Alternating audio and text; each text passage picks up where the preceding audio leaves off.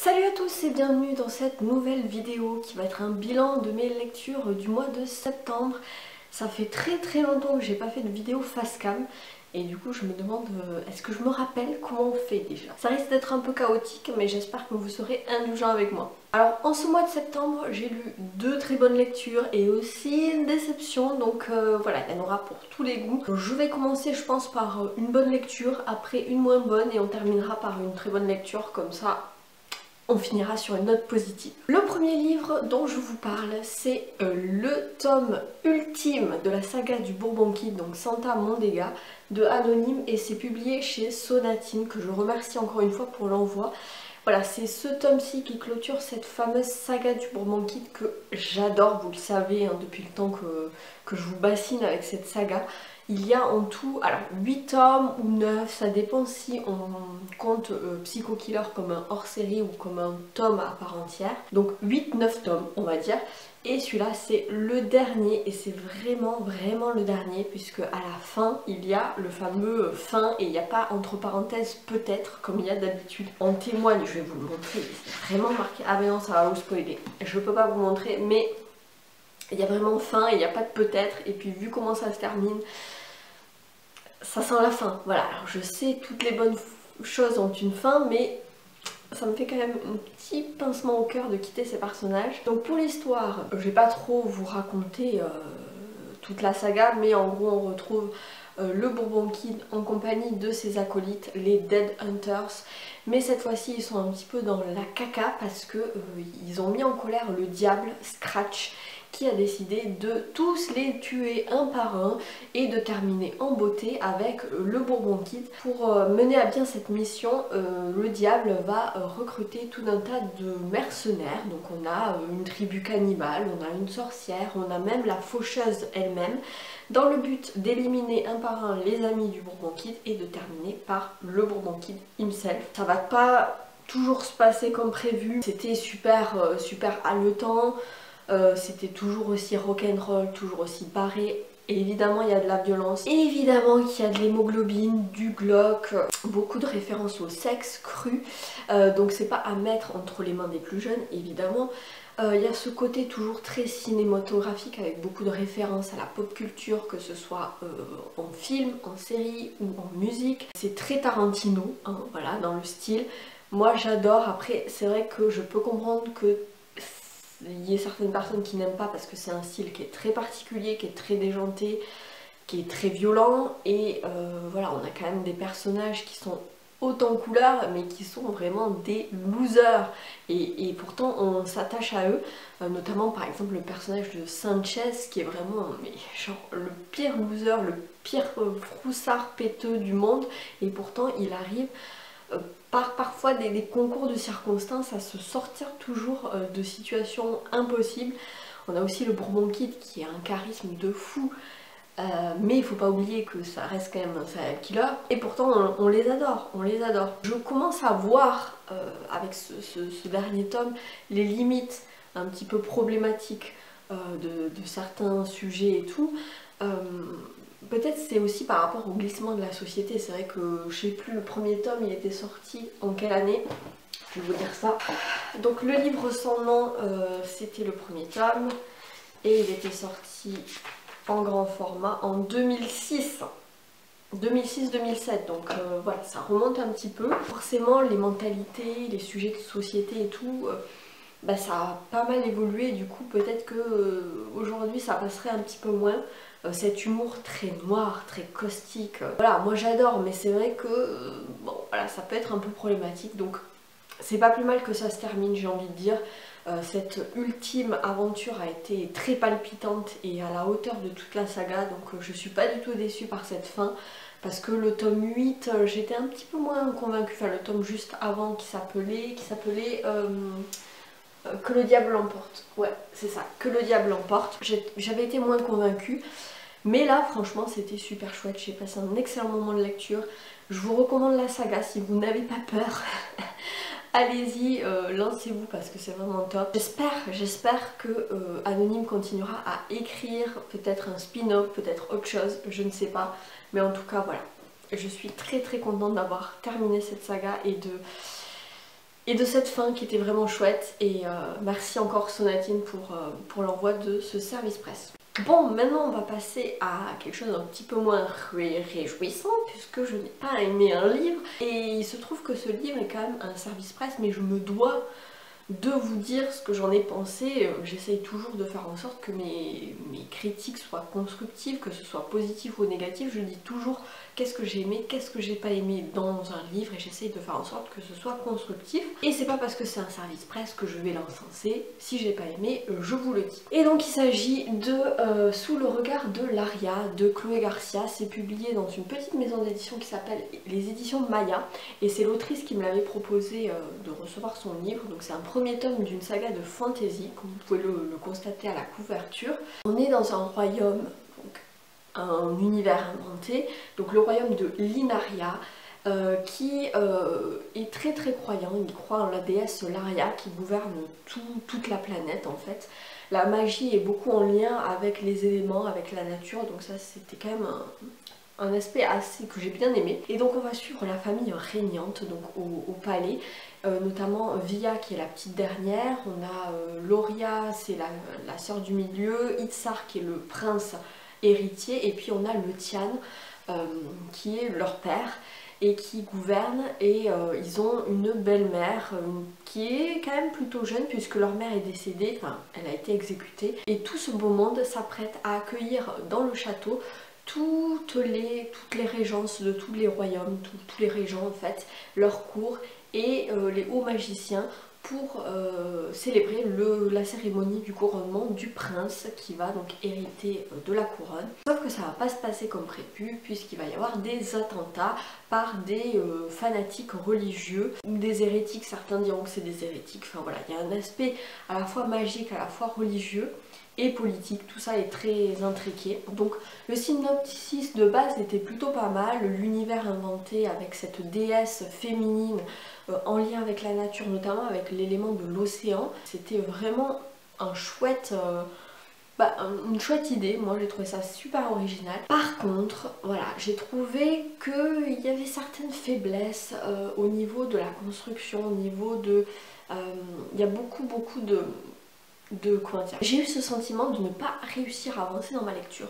Alors ce côté très lourd, très pesant. Déjà, quand on débarque dans un nouvel univers de fantasy, moi j'estime que l'auteur se doit quelque part d'amener le lecteur par la main pour lui présenter en fait les personnages, les lieux, les us et coutumes, le système magique, le système religieux, politique, etc.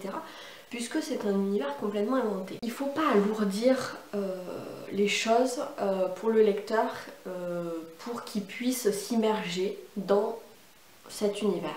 Et là j'ai trouvé que la plume de l'autrice était très très riche, alors très belle certes, mais parfois c'était un peu un style pompeux, un peu pesant, avec beaucoup de juxtaposition, avec beaucoup de tournures au passé, de style indirect, notamment l'utilisation du subjonctif imparfait. C'est pas très courant. Et en plus de ça, voilà, il y avait très peu de dialogue. Et puis même la mise en page, on n'y pense pas forcément quand on a l'habitude de lire des livres de grandes maisons d'édition, mais parfois la mise en page peut aussi alourdir la lecture et faire ce sentiment, avoir ce sentiment un peu pesant. Et notamment, là on est quand même sur un format très grand, hein. Je sais pas si vous voyez par rapport à un grand format traditionnel, il est très très grand. Il est très très lourd, alors il fait 300 pages, mais franchement un format un peu plus classique, ça ferait facilement le double, donc c'est vrai que ça donne ce sentiment de te dire ah ça va c'est un petit livre, mais en fait pas du tout. Et puis voilà, les marges sont très petites, le texte est très serré, il y a très très peu de dialogue, donc vraiment tout ça contribue à une sensation de pesanteur. Et puis le grammage des pages, les pages qui sont très très blanches, un peu style ramette de papier pour imprimante, donc vraiment cette sensation de pesanteur qui ne m'a pas quittée dans toute ma lecture, et même la mise en page, le livre, le format, etc. Contribue aussi à l'expérience de lecture, donc vraiment cette sensation là. Ensuite dans le fond, il y a eu des choses qui m'ont un peu gênée. Il y avait de très très bonnes idées, on aborde des thématiques aussi qu'on n'a pas l'habitude de voir en fantasy, donc ça c'était vraiment chouette, notamment le fait voilà, que la puissance est quand même féminine avec cette déesse, mais aussi dans le royaume des elfes, puisqu'il y a aussi d'autres, il y a les humains, mais il y a aussi des elfes, il y a d'autres créatures. Les elfes, ce sont les femmes en fait qui ont le pouvoir et qui se le transmettent de mère en fille, donc ça j'ai trouvé ça super. J'ai trouvé aussi super le fait qu'on abordait des thématiques qu'on n'a pas l'habitude de voir, comme par exemple les fausses couches, ou les maladies mentales, notamment la schizophrénie, puisqu'on a un personnage qui entend des voix et qui a plusieurs personnalités. On a aussi des personnages de couleur, notamment voilà, des personnages un peu racisés. Donc ça, vraiment, j'ai trouvé ça super, très inclusif. Mais d'un autre côté, il y avait beaucoup de sexisme ordinaire dans certains aspects qui m'ont vraiment gênée. Par exemple, à un moment donné, il y a un personnage qui dit à un autre personnage féminin: je ne vais pas t'empêcher de faire ton devoir auprès de ton mari et de lui donner des enfants. Au bout d'une centaine de pages, il y a une scène qui m'a complètement refroidie, ou une scène de, oui, on peut dire de viol en tout cas. On a un personnage féminin qui vient de faire une fausse couche, et on a son amant qui vient, qui la bâillonne magiquement, donc elle ne peut plus parler, et qui la prend de force. Alors, l'autrice essaie de nous faire passer la pilule en mode oui, mais c'est leur jeu BDSM sexuel traditionnel, d'habitude elle est consentante puisque c'est elle qui lui a demandé de faire ça, que lui il est pas trop pour cette manière de faire l'amour, mais qu'elle lui a demandé donc il le fait. Mais là elle veut pas, sauf qu'elle ne peut pas, elle n'est pas en capacité de le lui dire puisqu'il l'a bâillonné, enfin, avec ses pouvoirs magiques elle peut plus parler. Et du coup j'ai trouvé ça hyper malaisant, parce qu'en plus on est dans la tête de cette femme qui prend du plaisir, mais en même temps il y a de la souffrance, enfin souffrance et plaisir est entremêlé dans ce passage là, et c'est très cru en plus, c'est très détaillé. Donc moi ça m'a gênée déjà, parce que la notion de consentement, voilà quoi, donc pour moi ça reste du viol, et en plus de ça, c'est quand je lis un roman de fantasy, je suis là pour lire de la fantaisie, je suis pas là pour lire un roman érotique. Alors certes, ça reste de la fantaisie adulte, et voilà, les personnages font l'amour, j'ai pas de problème avec ça, mais j'ai pas besoin d'avoir de scènes détaillées. Ça peut être vite fait évoqué dans un paragraphe, ou suggéré, on nous le laisse entendre, comme c'est le cas dans le roman que je vous parlerai juste après, comme c'est le cas par exemple chez Robin Hobb dans Les Aventuriers de la Mer ou L'Assassin Royal. C'est évoqué mais c'est pas détaillé. Et voilà, moi c'est ce genre de scène qui n'apporte rien à l'intrigue principale et que je trouve plutôt malvenue en fantasy, mais c'est mon avis personnel, encore une fois, voilà, chacun son avis. Mais c'est vrai qu'à partir de cette scène qui arrive à une centaine de pages à peu près, j'étais complètement refroidie et je me suis dit bon, je vais quand même continuer à lire ce livre par acquis de conscience, parce que c'est un service presse et que j'avais envie d'avoir une opinion définitive sur le livre pour pouvoir vous en parler au mieux. Mais c'est vrai que du coup là, l'autrice m'avait complètement perdue à partir de cette scène là. Donc voilà, il y avait des bonnes idées, mais dans l'exécution c'était un petit peu bancal, un petit peu, voilà, il y avait des trucs qui m'ont gêné, qui m'ont presque heurté, hein. Mais voilà, encore une fois, ce n'est que mon avis personnel. J'ai vu de très très bonnes critiques, notamment sur Livre Addict, donc il y a des gens qui ont aimé ce livre, donc n'hésitez pas à vous faire votre propre opinion, pour tous les livres d'ailleurs. Pour moi ça a été un petit flop. Et je termine par un immense coup de cœur, et je suis tellement ravie d'avoir découvert cette saga de fantasy, parce que si les éditions Folio ne m'avaient pas proposé de recevoir cette trilogie, puisque c'est 3 tomes, je serais complètement passée à côté, ça c'est sûr. Parce que déjà, la couve, je ne saurais pas retourner dessus, hein. Il s'agit du premier tome du cycle de Sif, donc L'Enfant de Poussière de Patricia Downey. C'est chez Folio SF, c'est de la grosse fantaisie adulte, donc c'est un beau bébé qui fait plus de 700 pages. Mais c'était du pur régal, franchement ça se lit tout seul. Donc on va suivre Sif, qui est un jeune orphelin, il a 8 ans au moment où on le rencontre. Il habite avec 3 autres orphelins dans une ferme de la veuve Taron, à côté de la ville de Cornebrune. Et en fait ils sont un peu livrés à eux-mêmes, voilà, c'est des pauvres orphelins. 3 garçons, donc on a Merle, Cardou et Sif, qui sont amoureux de la seule fille, Brindille. Et du coup il y a une espèce de petite rivalité notamment entre Cardou et Sif, et donc pour pouvoir offrir des cadeaux à Brindille, Sif va se mettre à voler, sauf que la peine pour ce crime, enfin ce délit, c'est de se faire couper la main avec laquelle on a volé, et il va se faire prendre en flagrant délit malheureusement par un soldat de la primauté, puisque c'est pas vraiment des royaumes, c'est le primat en fait, l'espèce de roi. Le soldat va prendre pitié de Sif et va lui dire ok, je te dénonce pas, mais en échange tu vas devenir mon espion, tu vas aller espionner dans le quartier malfamé de la ville pour pouvoir essayer d'être mes yeux et mes oreilles pour savoir qu'est-ce qui se passe, puisqu'il y a de nombreux enfants qui se font kidnapper, qu'on ne retrouve pas, et il y a un homme qui est mort le long de la rivière et on ne sait pas pourquoi il a été tué. Donc il y a cette espèce d'enquête qui était vraiment chouette. Alors là c'est vraiment que le début, après il va se passer plein de choses. C'est un roman initiatique où on va suivre Sif qui va évoluer. Dans ce premier temps on le suit au début, il a 8 ans et on termine, il a 13-14 ans par là. Et c'était génial et j'ai adoré. Il va devenir apprenti au château, apprenti chirurgien, puis il va se faire guerrier, il va apprendre le métier de soldat. Ça va être très épique. Il y a parfois peut-être certaines longueurs, mais parce qu'il y a ce côté un peu introspectif, on est vraiment plongé dans la tête de Sif, qui est un gamin hyper attachant, qui est plus intelligent qu'il en a l'air, et qui n'a pas eu de chance dans la vie, puisque vraiment c'est un orphelin, c'est un laissé pour compte. Ce que j'ai aimé dans ce que nous propose Patrick Adonné, c'est qu'on est vraiment plongé dans les bas-fonds de la ville, avec des personnages de mendiants, de commerçants, d'orphelins, vraiment de soldats, voilà, des petites gens, et qu'on n'est pas du tout, on est loin des intrigues de cour, de château, de guerre, de pouvoir, comme on a l'habitude de voir en fantasy en général, puisqu'on suit souvent des personnages de royaume, des décisionnaires j'ai envie de dire, alors que là non, on est vraiment avec des gens, du peuple quoi, de la plèbe, qui subissent en fait les conséquences des décisions politiques. Et Sif d'autant plus. Alors au début, toute la partie religieuse et politique, on n'en a pas trop, enfin c'est évoqué mais de loin, parce qu'on est à hauteur d'enfant, on est vraiment dans la tête d'un gamin de 8 ans qui lui n'y pipe rien du tout à la religion, aux guerres politiques, au magouille, tout ça. Il subit les trucs, et nous, en fait je trouve que c'est une bonne introduction, parce que nous du coup on est plongé là-dedans.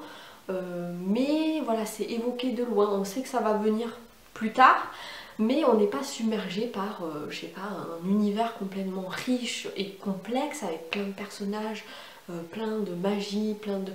Non, pas du tout. Là, on est vraiment sur j'ai envie de dire un lot univers, quoi. On rentre vraiment petit à petit dans l'univers, la magie... vraiment pas du tout évoqué, enfin très brièvement, il y a des croyances, c'est plus des croyances, des superstitions. Donc pour tous ceux qui ont peur de se lancer en fantasy, qui ont peur de ne pas comprendre les univers trop complexes avec beaucoup de magie, avec beaucoup de personnages, beaucoup d'intrigues politiques, n'hésitez pas à vous tourner vers le cycle de Sif, parce que vraiment c'est très léger. C'est vraiment une prise en main qui est vraiment hyper fluide, hyper facile. En plus la plume de l'auteur est très belle mais pas complexe. Alors oui, c'est un beau bébé qui fait 700 pages, mais on les voit pas passer. On ne les voit pas passer, on est tellement immergé dans le bouquin que franchement ça se lit tout seul et c'est vraiment génial. Donc j'ai vraiment adoré ce premier tome, et je suis en train de lire le second tome que j'aime toujours autant, et puis j'enchaînerai avec le troisième, parce que c'est génial quoi. Ça me coupe totalement de mon quotidien. Moi quand je me plonge dans cette lecture, je suis vraiment complètement dépaysée et ça fait un bien fou. Donc vraiment n'hésitez pas, voilà, parce que je pense que vous êtes comme moi, vous avez peut-être pas entendu parler de cette trilogie, que vous êtes peut-être passé à côté, et pourtant elle est tellement géniale. Ne vous fiez pas à la couverture, bon voilà, moi je trouve pas ça très beau, hein. Désolée Folio, mais la couverture je suis pas fan, mais ce qu'il y a à l'intérieur c'est pépite. Vraiment pépite, allez-y. Voilà, c'en est tout pour mon bilan lecture du mois de septembre. J'espère qu'il vous aura plu. N'hésitez pas à me dire en commentaire si je vous ai donné envie de découvrir certains de ces livres, si vous en avez déjà lu. Peut-être que vous connaissez déjà le cycle de Sif, auquel cas je serais super ravie d'échanger avec vous pour connaître votre opinion dessus. Voilà, n'hésitez pas à m'écrire en commentaire, je serais ravie de vous lire. En attendant la prochaine vidéo, je vous souhaite évidemment de très bonnes lectures. N'hésitez pas à vous abonner, à mettre un petit pouce en l'air si c'est toujours pas fait. Et je vous dis à bientôt. Ciao!